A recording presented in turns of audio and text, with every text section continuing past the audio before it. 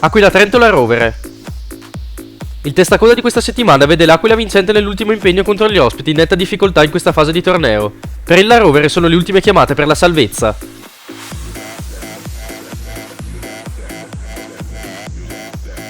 Calceranica Fiemme Casse Rurali.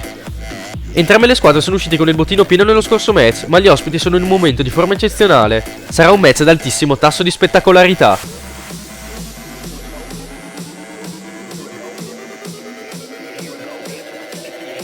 Calisio Vattaro. Le due squadre sono vicinissime in classifica e combattono entrambe per la salvezza. Il Calisio ha vinto scorsa domenica. Riuscirà a trovare un altro successo o gli ospiti troveranno il sorpasso?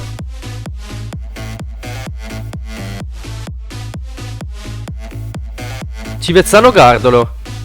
I gialloblu sono in assoluta trance agonistica e stanno vincendo partita dopo partita. I padroni di casa devono trovare punti fondamentali per non retrocedere. Quanto sarà importante il fattore campo?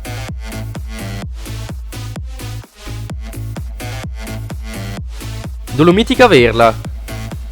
Le due squadre sono vicine in classifica e cercano una vittoria per escludersi definitivamente dalla lotta salvezza.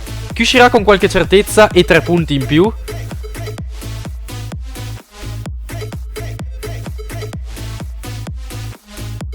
Lona Nases Mattarello.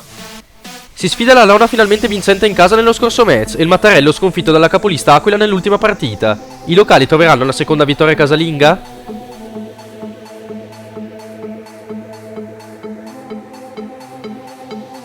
Telve Fassa. Per i gialloverdi giocare in casa un match così importante sarà prezioso per rimanere vicino alle 3 capolista. Il Fassa va a giocare su un campo impegnativo. Riuscirà a riprendersi dopo un periodo non positivo?